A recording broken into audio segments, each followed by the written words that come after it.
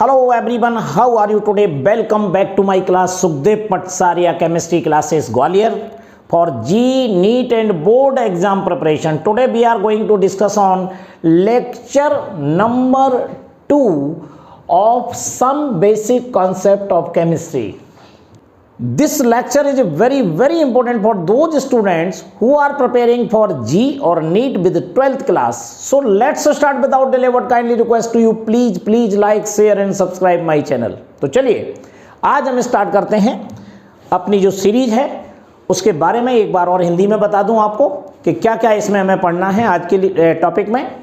तो समझ लीजिए ये हमारा 11th क्लास का टॉपिक है, उसका नाम है some basic concept of chemistry. ये क्लास 11th है, बार बार बता रहा हूं, और ये चैप्टर नंबर 1 कहलाता है एनसीईआरटी का। आज ये लेक्चर नंबर 2 दे रहा हूं मैं आपको। इस लेक्चर में मैं आपको जो क्वेश्चन सिखाने वाला हूं वो मोलेरिटी पर आधारित है, क्वेश्चन बेस्ड ऑन मोलेरिटी। और ये क्वेश्चन जी मेंस 2020 से लिया गया है, यानी प्रीवियस ईयर का क्वेश्चन है। और हमारी सीरीज का नाम क्या है? GATE 100 percentile from 100 selected previous year questions. ये हमारी सीरीज का नाम है जो आपकी लगातार हर रोज चल रही है। तो चलिए इस 100 क्वेश्चन वाली सीरीज में सम बेसिक कॉन्सेप्ट वाले टॉपिक से आज अपन लेक्चर नंबर 2 समझते हैं। ये न्यूमेरिकल में क्या है और इसे कम समय में कैसे सॉल्व करेंगे, ये मैं आज आपको सिखाने वाला हूं। तो सबसे पहले मैं क्वेश्चन को पढ़ूंगा, उसके बाद मैं आपको बताता हूं ये क्वेश्चन कैसे निकालना है विदाउट कैलकुलेटर 30 सेकेंड में, यानी आपका समय भी बचेगा। और यदि आप 11th क्लास के स्टूडेंट हैं और आपने मोलेरिटी पढ़ा ही नहीं है तो उसके बारे में भी आपको इसमें सब कुछ जानकारी मिल जाएगी। इतना तैयार कर लोगे तो हमारा काम चल जाएगा। तो देखिए पहले क्वेश्चन पढ़ते हैं, उसके बाद उसमें जो जो चीज़ें आती हैं उसको मैं बताता हूँ। क्वेश्चन है हमारा, the molarity of HNO3 in a sample which has density 1.4 gram per millilitre and mass percent 63% is ... दिया गया है molecular weight of HNO3 is equal to 63। आपको नहीं निकालना है, अगर निकालना चाहते तो निकाल भी सकते थे सभी का एटॉमिक मास जोड़ करके। ये लिखा हुआ है इंटीजर टाइप क्वेश्चन। ये क्वेश्चन इंटीजर टाइप है, आपको आंसर देना होगा और इसमें कोई ऑब्जेक्टिव क्वेश्चन इसमें नहीं है। ये क्वेश्चन जी मेंस 2020 का है, आप चेक कर पाएंगे आसानी से, आप इसको निकाल भी पाएंगे। बात आती है कि मैं 11th क्लास में एडमिशन लिया हूँ सर, अभी मुझे मोलेरिटी के बारे में ही जानकारी नहीं है। कोई बात नहीं, मैं मोलेरिटी की डेफिनेशन अभी आपको बताता हूँ, उसका फॉर्मूला बताता हूँ, आसानी से आपको तैयार हो जाएगा। यदि आप 12th क्लास के हैं तो आप सॉल्यूशन वाले टॉपिक में पढ़ चुके हैं, मैंने खुद पढ़ाया है, आप अच्छे से जाकर के सॉल्यूशन टॉपिक से क्लियर कर लीजिएगा। तो देखिए मोलेरिटी क्या होती है। Molarity is defined as the number of moles of solute dissolved in 1 liter volume of solution। ये मोलेरिटी की डेफिनेशन है। तो इसका हम फॉर्मूला बनाते हैं, उस फॉर्मूले में हम कोशिश करेंगे कि ये वैल्यूज उसमें पुट करें और हमारा आंसर निकल आए, लेकिन नहीं निकलता है इस डेफिनेशन से। तो मैं आपको ट्रिकी फॉर्मूला बताऊंगा और वो ट्रिकी फॉर्मूला कब लगाया जाता है ये भी आप सीखेंगे। तो सबसे पहले इसमें क्लियर ही लिख रहा है the molarity of HNO3 in a sample. Molarity निकालना है तो मुझे मोलेरिटी का फॉर्मूला आना चाहिए। तो मैं सबसे पहले आपको मोलेरिटी का फॉर्मूला लिखता हूं। ये होती है molarity. Molarity is equal to mass of solute upon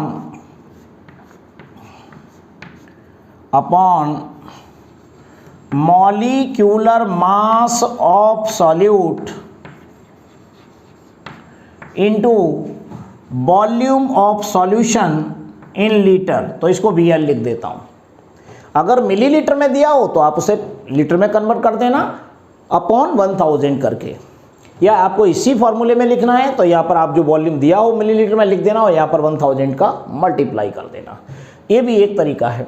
तो यहाँ पर ये सारी चीज़ें आ गई। तो मैं इस फॉर्मूले के आधार पे हम देखेंगे तो मास ऑफ सॉल्यूट क्या दिया गया है इसमें मास ऑफ सॉल्यूट डायरेक्टली कहीं दिखाई नहीं दे रहा है, इसमें वॉल्यूम कहीं भी दिखाई नहीं दे रहा है, इसमें मॉलिक्यूलर मास दिख रहा है और मास डायरेक्ट नहीं दिया लेकिन इनडायरेक्ट दिया हुआ है मास परसेंट के फॉर्म में। तो हमारे पास वॉल्यूम नहीं है डायरेक्ट में, ठीक है, और मॉलिक्यूलर मास हमारे पास दिया हुआ है और मास ऑफ सॉल्यूट, यानी इसके बाद डेंसिटी इसने एक्स्ट्रा दे दी है और डेंसिटी का इसमें कोई भी ब्यौरा नहीं है। तो आप कंफ्यूज हो सकते हैं कि हम इसमें वॉल्यूम कहाँ से लेके आए और कैसे इस क्वेश्चन को सॉल्व करें। तो बड़ा सरल है। आप सबसे पहले ये ध्यान रखिए, जब आपका वॉल्यूम इसमें डायरेक्ट नहीं दिया गया है तो मैं एक और फॉर्मूला बता रहा हूँ। जब डेंसिटी दी गई हो न्यूमेरिकल में डेंसिटी दी गई हो और मास को परसेंट के फॉर्म में दिया हो तो आप इस फॉर्मूले को लिख सकते हैं। इसको मैं सॉल्व करके नहीं बता रहा हूँ, वो आपको थ्योरी के उसमें मिल जाएगा, लेकिन यहाँ पर मैं डायरेक्ट बता रहा हूँ। इस फॉर्मूले का यूज करेंगे तो हम डायरेक्ट सवाल निकाल सकते हैं, इसका ही मतलब बता रहा हूँ। और यदि मास परसेंट दिया हो तो यहाँ पर लिखेंगे molarity is equal to mass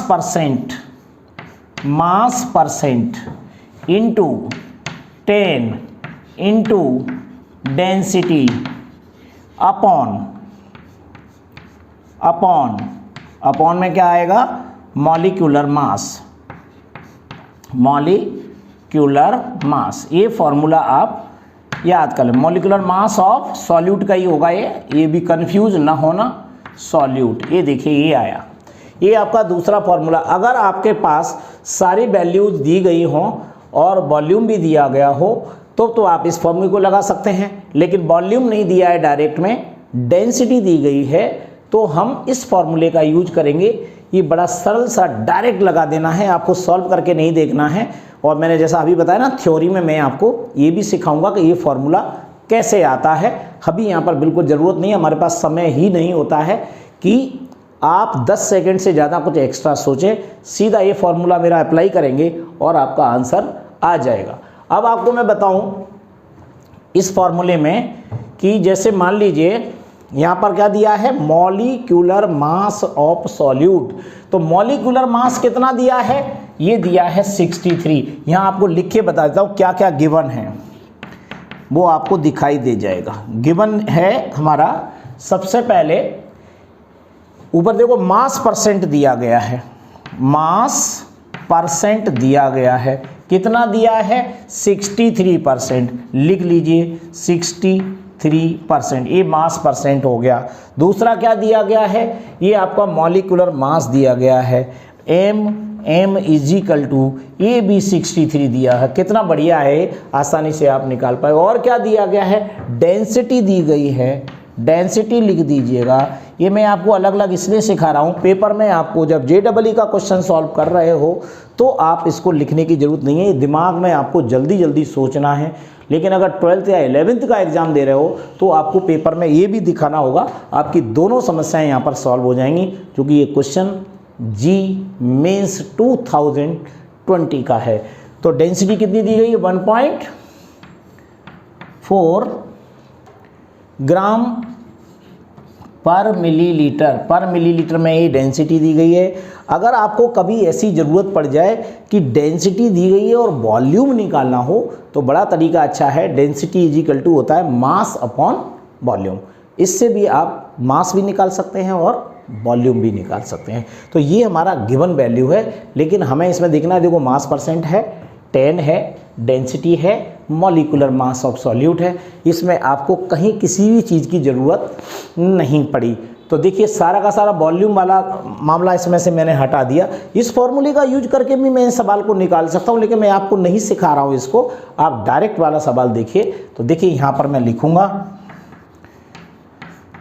मोलेरिटी is equal to 63 into 10 into 1.4 upon molecular mass कितना है 63। मेरे अंदाज में इससे ज़्यादा सरल सवाल बन ही नहीं सकता। आपको बस 63 से 63 काट देना है, 10 का 1.4 से मल्टीप्लाई करेंगे, आंसर आ जाएगा कितना 14। क्या आ गया, ये आ गया मोलरिटी 14m आ गई। देखिए कितना सरल है, कितना टाइम लगेगा इसको निकालने में, ज़्यादा से ज़्यादा 10 सेकेंड।